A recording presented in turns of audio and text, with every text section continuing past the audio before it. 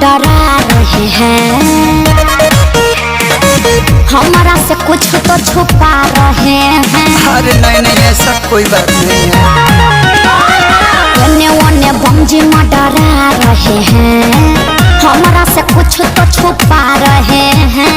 अरे शर्माइए मौसम खपोला बनामी बॉडी होला, ये जापेन ही के उता मोटो के लोगी है। तू ही जाना तारू फरमाइश ना पूरा इबता झटा के लगे हरिया चूड़िया खातिर मुड़िया धनिया पटो के लगे हरिया चूड़िया खातिर मुड़िया धनिया पटो के लगे। हे दुकानदारी फीलिंग समझो ना। अरे का हम सब जम के तो बुझाते नहीं के कि तू बोला हो के भक्त हो के पीपी के।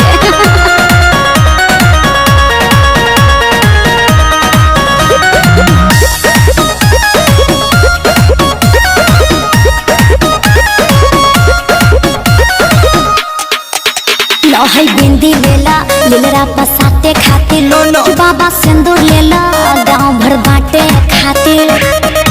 कि सब कुछ ले ले बानी हो, भूले कहीं को दे ले बानी हो।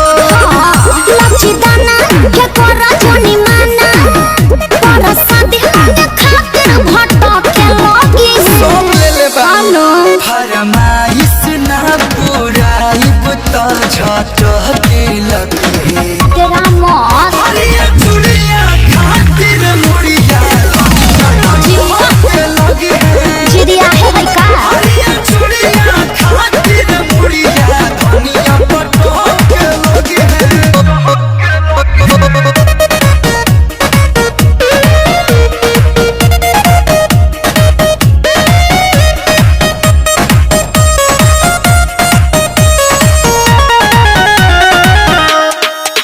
हरा न लाल बाटे बड़ी कमाल बाटे, दो पैसा कमे बहन के सवाल बाटे।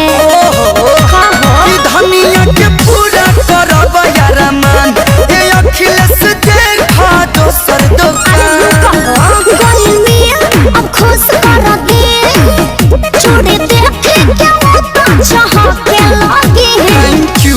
मेंशन नॉट फरमाइश ना पूरा इबता झटा के लगे अरे अब मिल गइलो। हरिया चूड़िया खातिर मुड़िया धनिया के लगे अरे जिया बसिया हरिया चूड़िया खातिर मुड़िया धनिया पटो के लगे।